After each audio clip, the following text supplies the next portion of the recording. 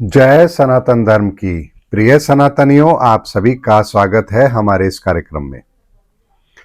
सनातनियों, दुनिया की इतनी दुर्दशा आखिर क्यों है? क्या ये दुर्दशा आज पहली बार है या हर काल में ये दुर्दशा रही है? गरीबी क्या कभी इस संसार से मिट सकती है? दुनिया की तकलीफें क्या सदा के लिए खत्म हो सकती हैं? आखिर नहीं हो सकती तो इसके पीछे कारण क्या है? क्या भगवान राम के समय कोई गरीब नहीं था? क्या भगवान राम के समय धोबी जैसे पात्र नहीं थे? क्या भगवान कृष्ण के समय पर कंस जैसे पात्र नहीं थे? दुर्योधन जैसे पात्र नहीं थे? क्या उस समय कोई गरीब नहीं था? तो अगर भगवान की मौजूदगी के अंदर भी अगर इस दुनिया के अंदर गरीबी है, परेशानियां हैं, तो फिर आखिर ऐसा कौन सा समय आएगा जब इस दुनिया में परेशानी नहीं होगी, गरीबी नहीं होगी? तो सनातनियों, जब तक इसका कारण आपको पता नहीं लगेगा तब तक आप इसका समाधान कैसे खोज सकते हैं? तो सबसे पहले तो यह समझ लीजिए कि आखिर इस दुर्दशा का कारण क्या है। जब तक कारण नहीं मिलेगा, निवारण तो मिल ही नहीं सकता। चलिए इसको साधारण तरीके से समझते हैं। एक व्यक्ति जो 2 वक्त की रोटी के लिए भी मोहताज है, इतनी गरीबी में जी रहा है कि उसे भीख मांगनी पड़ रही है। हो सकता है कुछ लोगों ने भीख को अपना पेशा बना रखा हो, लेकिन वास्तव में कुछ लोग तो ऐसे होंगे जो अपनी 2 वक्त की रोटी भी नहीं कमा पा रहे होंगे। परिवार के सामने भूखे मरने की स्थिति होगी। किसी तरह से इतना ही कमा पाते हैं कि 2 वक्त की रोटी मिल जाए, उसके आगे तो वो सोच भी नहीं सकते। तो बताइए, ईश्वर ने उनके सामने क्या कमी रखी है? क्या उनका शरीर किसी और के शरीर से उनकी तुलना में कम है? देखने में बाहर से वो वैसा ही नजर आएगा जैसा इस दुनिया का सबसे अमीर इंसान है। वही 2 आंखें, वही नाक है, वही मुंह है, वही सर है, हाथ पांव है, सब कुछ वही है। लेकिन फिर ऐसा क्या है कि वो 2 वक्त की रोटी के लिए मोहताज है? वही दूसरी ओर बहुत सारे ऐसे लोग हैं जिनके शाम को खाने में इतना खाना बच जाता है कि 4-5 लोगों का पेट भर जाए, लेकिन वो सारा का सारा खाना वेस्ट जाता है क्योंकि उन्हें उसकी जरूरत नहीं है। जितनी जरूरत थी उतना खा लिया, और बनता ज्यादा इसलिए है क्योंकि उनके सामने सारी वैरायटी होनी चाहिए। तो खाना ज्यादा तो उनके यहां बनता है, और जो एक्स्ट्रा होता है वो या तो फेंक दिया जाता है या इधर उधर उसका समायोजन कर दिया जाता है। तो एक ही समाज के अंदर ये 2 परिस्थिति क्यों मिलती है? एक व्यक्ति है जो इतना बुद्धिमान है कि नए नए आविष्कार करके समाज को लाभान्वित कर रहा है, तो एक ऐसा है कि जिसको आप कुछ भी समझा दीजिए, उसके कोई बात समझ में आती ही नहीं है। तो आपको लगेगा यहां पर इक्वलिटी होनी चाहिए, संसाधनों का प्रॉपर डिस्ट्रीब्यूशन होना चाहिए, अमीरों से लो, गरीबों को बांटो, तो ये इक्वलिटी आएगी। चलिए, संसाधनों की इक्वलिटी का प्रयास आप कर लेंगे, और इसीलिए कर व्यवस्था हमारे यहां पर शामिल है। लेकिन सनातनी, जरा इस बात को समझिए कि जितनी भी सामाजिक व्यवस्थाएं हैं जो इक्वालिटी के लिए की जाती हैं, क्या ये आज पहली बार हो रही है? या समाज के साथ जो भेदभाव होता है, या क्या पहली बार हो रहा है? चलिए सतयुग की बात करते हैं। राजा हरिश्चंद्र चांडाल का काम करते हैं। उनका ही पुत्र उनके सामने मरण अवस्था में आया है, और अब उसका दाह संस्कार करना है, तो यहां वो अपनी ही पत्नी से कहते हैं कि तुम्हें कर तो देना पड़ेगा। तो सोचिए, सतयुग के अंदर ऐसी व्यवस्था, सामाजिक व्यवस्था, जहां लाश को भी जलाने के लिए अगर आपको कर देना पड़ रहा है, और बिना कर के आप लाश को भी नहीं जला सकते, देह का संस्कार आप नहीं कर सकते, तो सोचिए, ऐसी व्यवस्था तो सतयुग में भी थी जहां समाज को इन व्यवस्थाओं से गुजरना पड़ता है। और ये वास्तविकता तो आज भी है। आज अगर कोई मर जाए तो क्या मुफ्त में उसे दफना दिया जाएगा, या शमशान में उसे मुफ्त में जला दिया जाएगा? ऐसा नहीं है। तो सोचिए, सतयुग में भी ये व्यवस्थाएं थी, आज भी ये व्यवस्थाएं हैं। यानी कि व्यवस्थाएं आखिर काम करती हैं, लेकिन इन व्यवस्थाओं के होते हुए भी, चाहे वो व्यवस्था हो या अव्यवस्था हो, इन दोनों के होते हुए बहुत सारे प्रयास कर लिए गए अव्यवस्थाओं को व्यवस्थाओं में बदलने के, लेकिन फिर भी इस समाज की दुर्दशा आज तक नहीं सुधरी। क्यों नहीं सुधरी? आखिर एक व्यक्ति जो पैसे वाला है अपने बच्चे को बेहतर से बेहतर स्कूल में भेज रहा है, लेकिन बेहतर से बेहतर स्कूल में भेजने के बाद भी वो बच्चा पढ़ नहीं रहा। तो आखिर कारण क्या है? क्या स्कूल अच्छा नहीं है, टीचर अच्छे नहीं हैं, या मां बाप उसे पढ़ाना नहीं चाहते? लेकिन उस बच्चे का पढ़ने में दिमाग है ही नहीं। तो अब आप बताइए, अब आप यहां कौन सा समाधान निकालेंगे? कौन सी सरकारी योजना लेकर आएंगे? कौन सी इक्वालिटी की बात करेंगे कि सबको समान शिक्षा मिलनी चाहिए?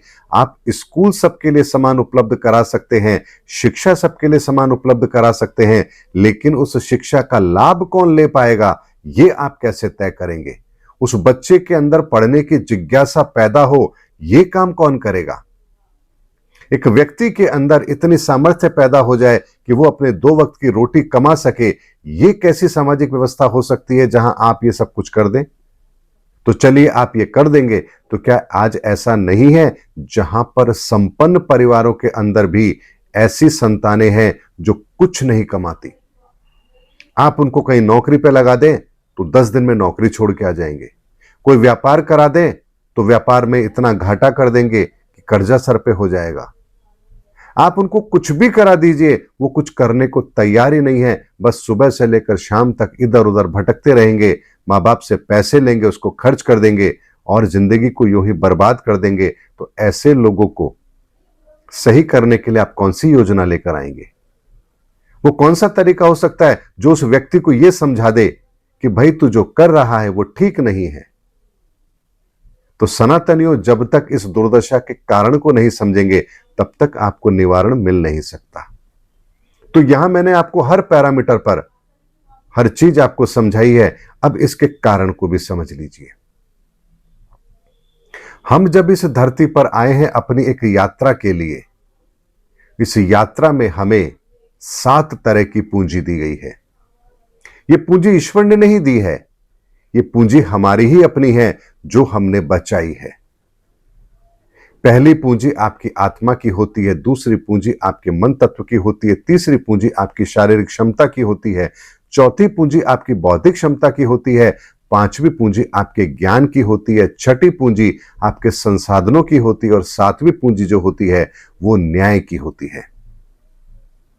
अब ये पूंजी जो है आपके पास में, ये आपकी ही बचाई हुई है, आपकी ही कमाई हुई है। इसमें ईश्वर ना 1% बढ़ा सकता है ना 1% कम कर सकता है।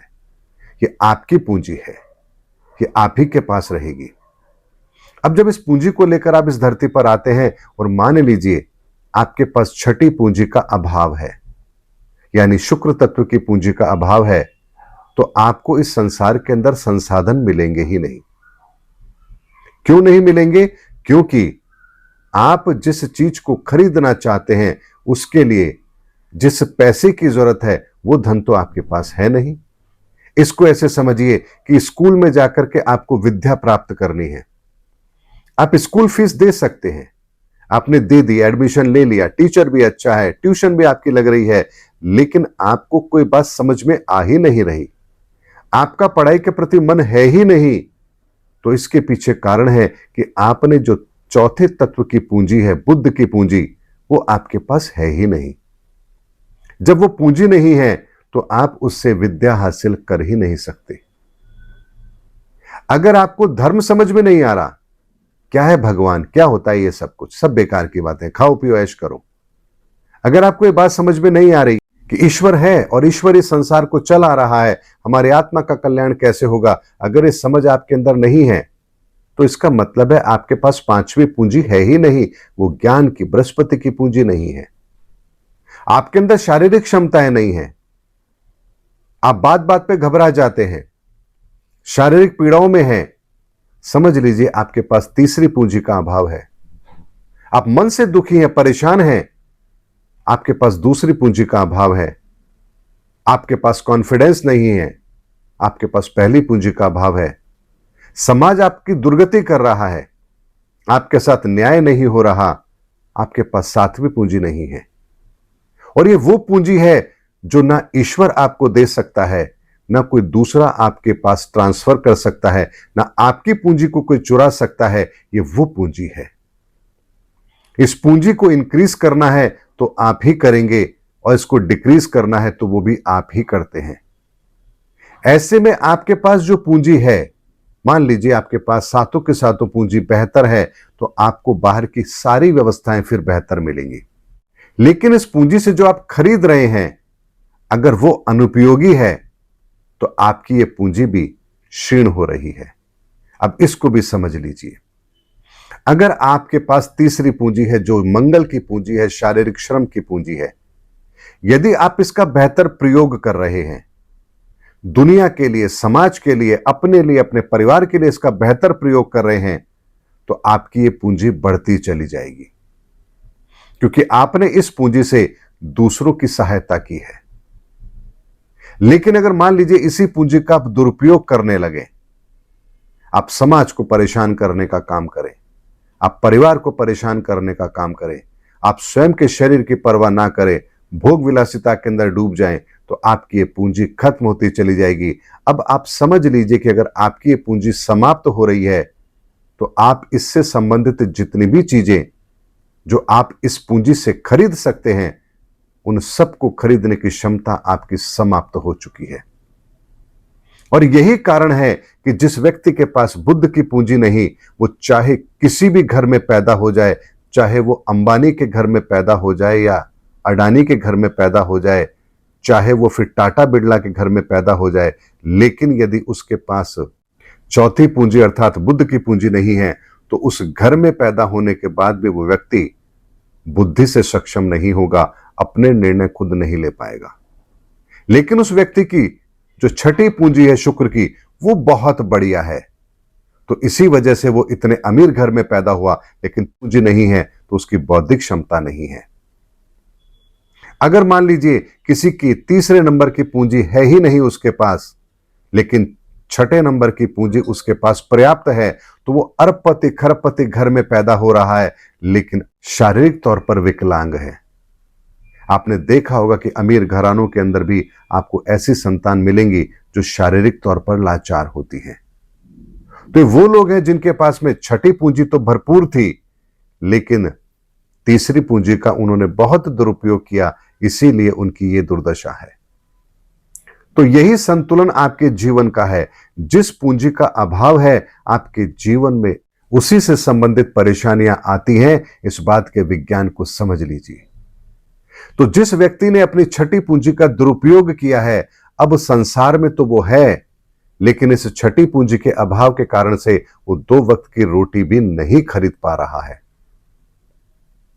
अगर किसी की तीसरी पूंजी खराब है, तो वो शारीरिक विकलांगता को लेकर पैदा हुआ है, समाज के अंदर वो औरों से अलग है और अपने इस शारीरिक क्षमता का प्रयोग नहीं कर पा रहा है।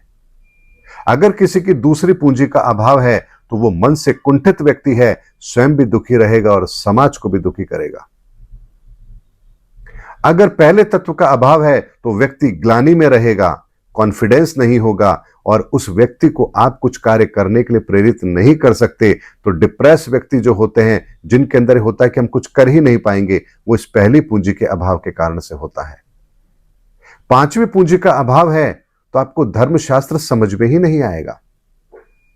आपको लगेगा सब फालतू की बातें हैं, क्योंकि आपके पास वो पूंजी है ही नहीं। है नहीं तो आपके पास वो क्षमता आ कैसे सकती है। इसको ऐसे समझिए कि अगर आंखों की ज्योति आपके पास नहीं है, तो संसार आपको कैसे दिखाई देगा। और संसार अगर आपको दिखाई नहीं देगा, तो कोई दूसरा व्यक्ति अगर आपको संसार की खूबसूरती बता भी रहा हो, तो आप उसको अनुभव कैसे करेंगे, क्योंकि आपने तो उसको देखा ही नहीं है। इसी तरह से सनातनियों, जिसके पास जिस पूंजी का अभाव होता है, उसके पास वो चीज नहीं होती, और दूसरे लोगों के पास जो चीज होती है, अगर वो उसको देना भी चाहे और उसको मिल भी जाए, तो भी वो उसका लाभ नहीं उठा पाएगा। क्योंकि आप संसाधन दे सकते हो, ऊर्जा की पूंजी आप किसी को ट्रांसफर नहीं कर सकते। यही कारण है कि संसार के अंदर प्रत्येक व्यक्ति अपने कर्मों के आधार पर दुखों को भोगता है। चाहे फिर भगवान राम सामने क्यों ना खड़े हों, भगवान कृष्ण सामने क्यों ना खड़े हों, तब भी अपने इन दुखों को नहीं कम कर सकता, क्योंकि प्रकृति का विज्ञान इसी तरह से काम करता है। इसीलिए सनातनियों, अपने इस भीतर के सातों ऊर्जाओं को, इस सातों पूंजियों को समझिए। किस पूंजी का अभाव आपके जीवन में है, और जिस पूंजी का अभाव आपके जीवन में है उसी से संबंधित समस्याओं से आप घिरे हुए हैं। इसीलिए अपनी इस पूंजी को कमाने का तरीका सीखिए। अगर इस पूंजी को कमाने का तरीका सीख लिया तो आपके पास चाहे बेशक किसी भी चीज की कमी क्यों ना हो, आपने चूंकि अब इन 7 पूंजियों को कमाना सीख लिया है, इन सातों धनों की प्राप्ति कैसे होती है आपने इस चीज को सीख लिया है, तो अब आप अपनी स्थिति को बेहतर जरूर कर पाएंगे। और इसीलिए ज्योतिष विज्ञान आपको यह बताता है कि आपकी सातों ऊर्जाओं के अंदर किस पूंजी का अभाव है और कौन सी पूंजी आपके किस अवस्था में है, और आप इसका कैसे बेहतर प्रयोग कर पाएंगे। हम कहते हैं कि तो कर्मों की गति है। कर्म का मतलब ही होता है जो आपने किया है लेकिन मन से किया है, अपने मन के वशीभूत किया है तो वो कर्म है। और एक होता है सत्कर्म, यानी सत्य का मतलब होता है सातों तत्वों को बैलेंस करते हुए फिर आपने जो कार्य किया है जिसमें मन भी नियंत्रित है, तो इसे कहते हैं सत्कर्म। इसलिए सत्कर्म का मतलब ये होता है जहां आप अपनी सातों पूंजियों की इतनी बेहतर व्यवस्था अपने जीवन में करते हैं कि आपका हर कर्म मन के अधीन नहीं होता बल्कि प्रकृति के अधीन होता है, और यहीं से आपकी पूंजी आपके भीतर जुड़ना शुरू होती है, और इसी पूंजी को ईश्वर चेक करता है। आप जब अंतिम समय में जाएंगे इस शरीर को छोड़कर, तो आपके पास इन्हीं सातों पूंजियों का बैलेंस होगा। इसी बैलेंस के आधार पर आपको इस धरती पर अब वही गति मिलेगी जो इस पूंजी के आधार पर होनी चाहिए। अगर आपने तीसरी पूंजी का बिल्कुल दुरुपयोग किया है तो अब आपको शरीर प्राप्त नहीं होगा। तो आपके लिए बिना शरीर की जो योनियां हैं, अब वो आपकी मंजिल है। इसीलिए सनातनियों, इस सनातन के विज्ञान को समझिए। यहां आप किसी का जीवन बदल नहीं सकते, केवल और केवल उसको सत्य से यदि आप अवगत करा देंगे तो वो स्वयं अपने प्रयासों से अपने जीवन को बेहतर जरूर कर लेगा। इसीलिए संसार की दुर्गति है ये तो हमें दिखती है, लेकिन इस दुर्गति का कारण क्या है ये हमें पता ही नहीं है। तो अब बताइए, इस दुर्गति को ठीक करने के लिए आप कौन सी सरकारी योजना लाएंगे? आप कितना दान करवाएंगे? क्या दान आज से पहले नहीं होता था? क्या राजा जनक के समय दान व्यवस्था नहीं थी? आप मुझे एक समय भी ऐसा बताइए इस धरती का जब यहां दान पुण्य धार्मिक कार्य नहीं होते थे। लेकिन हमें यह पता ही नहीं है, इन सब के होने के बावजूद भी समाज की दुर्गति आखिर है तो क्यों है? क्योंकि सनातनियों, इस सनातन के विज्ञान को पहली बार इस धरती पर भगवान की कृपा से हम सबके मध्य रखा जा रहा है, और ये वो ज्ञान है जो सृष्टि में पहली बार हमारे सामने आ रहा है। ये ज्ञान आज से पहले था तो आध्यात्मिक तौर पर था, वैज्ञानिक तौर पर पहली बार इस सनातन के विज्ञान को भगवान गणपति के द्वारा हमारे सामने रखा जा रहा है। और इस विज्ञान को जानने के पश्चात कोई व्यक्ति सत्कर्म करने के लिए प्रेरित ना हो, ये कैसे संभव है? अब यदि आपको पता है कि मेरा हर कर्म मुझे अपने आप में एक व्यवस्था दे रहा है, और जो मेरे जीवन के अंदर अव्यवस्थाएं हैं उसका जिम्मेदार मैं स्वयं हूं, और इन व्यवस्थाओं को मैं ठीक कर सकता हूं, लेकिन उसके लिए मुझे उसी पूंजी को कमाना पड़ेगा। अगर ये चीज आपको पता लग जाए तो क्या आप ऐसा नहीं करेंगे? आप करेंगे। मान लीजिए आपका शरीर थक रहा है, तो आप क्या करते हैं? खाना खाते हैं? नहीं, आप सोते हैं, क्योंकि आपको पता है शरीर की थकान विश्राम से दूर होगी। अब इसकी जगह मान लीजिए आप भूखे हैं, तो क्या करेंगे? आप सोएंगे, विश्राम करेंगे? नहीं, आपको पता है कि भूख का समाधान भोजन है। इसी तरह से सनातनियों, यदि आपको अपने इन सातों तत्वों का बैलेंस ही पता नहीं है, आपको इन सातों पूंजी के बारे में पता ही नहीं है, तभी तो फिर आप क्या करते हैं? भूख लगती है तो सो जाते हैं, और थकान होती है तो खाना खाने की गलती करते हैं, क्योंकि आप समाधान तो ढूंढ रहे हैं लेकिन आपको यही नहीं पता कौन सा समाधान किसके लिए है। लेकिन शरीर के लेवल पर आपको सब कुछ पता है। मैं थक गया हूं तो मुझे विश्राम करना है, मैं भूखा हूं तो मुझे भोजन करना है, अगर मुझे कुछ खरीदना है तो मुझे धन की आवश्यकता है। आपको हर चीज पता है, लेकिन चेतना के लेवल पर, ऊर्जाओं के लेवल पर आपको कुछ भी नहीं पता, और इसीलिए आप हर कर्म को करते समय यह ध्यान ही नहीं रखते कि यह कर्म किस ऊर्जा से संबंधित है, इसके लिए कौन सी योग्यता आपके भीतर होनी चाहिए, इस योग्यता को बढ़ाने का क्या तरीका है, और ये पूंजी आप कैसे कमाएंगे, और इस पूंजी को कमा लेने से आपको क्या लाभ होगा। इसीलिए सनातनी सनातन के विज्ञान को समझिए। आपके जीवन की गति को कोई सुधरने से रोक दे, ये संभव ही नहीं है। आपका कल्याण निश्चित है, निश्चित है, निश्चित है, लेकिन बिना इस विज्ञान के आप कुछ भी नहीं कर सकते। यह भी बात अकाट्य सत्य है। इसीलिए दुनिया की तमाम दुर्दशा का समाधान केवल और केवल सनातन है। सत्य का यह ज्ञान है जो 7 ऊर्जाओं में विभक्त है।